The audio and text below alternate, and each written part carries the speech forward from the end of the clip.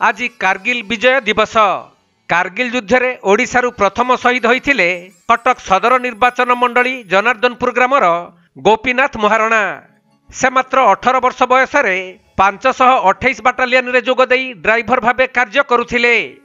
आउ कारगिल युद्ध समय रे अस्त्र शस्त्र और गोला बारूद नहीं जाउथबा बेले 1999 मसीहा मे मास 19 तारिख रे शत्रु पक्षर गुली रे मात्र 23 वर्ष बयस रे शहीद होइथिले। कौन कहबी से आमे से कारगिल रे प्रथम शहीद होइछने आमे बहुत खुशी। आउ चली गले तीन भाई भितर बड़ भाई चली गले आउ सेठी दुखित। तबे वर्तमान किछि तार सुस्ति रखलेनी खाली मूर्तिटा को आनले कहले आमे रास्ता कर दबु स्कूल रे चाचू कर दबु रास्ता कर देगी ता ना रे करबु डाक्तरखाना करबु काई किछि नै ता ना रे किछि नै। अच्छा सरकार तरफ किछ करा किछि कराउनी सरकार नवीन सरकार थला कोन कला नाइ मोदी सरकार आउची कोन करबो के जानी ए पर्यंत 25 वर्ष हो गेला आसीगिरी। आज दिन शहीद दिवस रे आज दिन समस्त आसंती सेई कथाटा मन पड़े समस्तंकर। आउ अन्य दिन रे आउ तार कोन ना अछि कोन तार आउ मन पडुची कोन सुस्ति अछि तारे किछि सुस्ति नै खाली चाचूटा को करके ठिया कर देचनी गला काम सैला। तबे इतिमध्ये रे कारगिल युद्ध को पुरीछि 25 वर्ष। युद्ध रे शहीद होइथिबा गोपीनाथंकु झुरुछि जन्ममाटी। शहीद गोपीनाथंक बापा जदुमणि महाराणांकर इतिमध्ये रे परलोक होई जाइथिबा बेले मां झोमुरी महाराणा पुअर प्रतिमूर्ति निकटरे अतीत को मने पकाई गोमुरी गोमुरी कांदुछंती। आज भी तांको जन्ममाटी रे शहीद गोपीनाथ देशमातृका पई दैथिबा बलिदानर स्मृति को उजागर करुछि। आज होची कारगिल विजय दिवस। आज दिवस रे भारत कारगिल युद्ध रे विजय लाभ करी पाकिस्तान सैन्य को भारत वर्षरु विदाय करथिले। आज दिवस पर तात्पर्य होची जे भारत वर्ष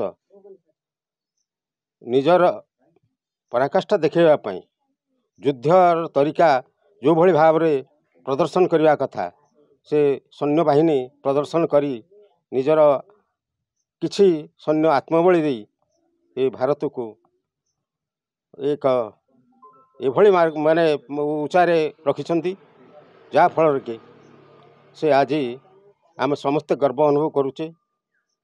आज दिवस को विजय दिवस भाव पालन करुचे किंतु आज एठी आमे पहुँचबार उद्देश्य होची जे ओडिशार जो माने आत्मबली देइथिले ए युद्ध रे सेमानक मध्यरे प्रथम शहीद थिले गोपीनाथ महाराणा। से होउचंती जनार्दनपुर ग्रामर बासिंदा एवं ए माटीर पुओ।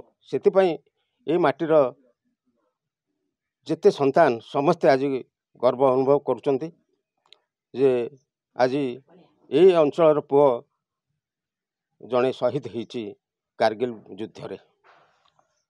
किंतु एतिकी परितापर विषय जे प्रशासन किंबा राज्य सरकार तरफ ये जो अंचल प्रति कौन से प्रकार दृष्टि देना आज की पाखापाखि 25 वर्ष हो किंतु से भली भाव में रही दिने हेले प्रशासन एठिक आसीनी किंबा राज्य सरकार कौन से प्रकार यार उन्नतिकरण करना उन्नति रोचे कौन ये गोटे रास्ता जाइए रास्ता को नामित करा दाबी होची जे शहीद गोपीनाथ मार्ग बोलिक किंतु बारंबार दाबी हो आसवा सत्वे कौन सरकार करना जो नुआ सरकार आमे भावुचु ये सरकार किसी पदक्षेप नहीं पारती तेणु आमे दाबी करुचु सरकार एथरे दृष्टि दियंतु एवं जे ये जातिर गौरव माटीर गौरव शहीद गोपीनाथ महाराणार स्मृति रक्षा पाई एक गोटे नामकरण करा जाऊ एवं ये अंचल ये विकास पाई ये स्थानर विकास करा जाऊ एवं जब समस्त जानिबे ये जो दिवस आज तात्पर्य समस्त गोटा ध्येय ही रहिबो एवं समस्ते याकू स्मरण कर रखिबे। तबे जुलाई 26 तारिख दिनटी को सारा भारत वर्ष कारगिल विजय दिवस भावे पालन करुछि। आजिर दिन रे पाकिस्तान विरुद्ध रे भारतीय सेनार बृहत विजय होइथिला।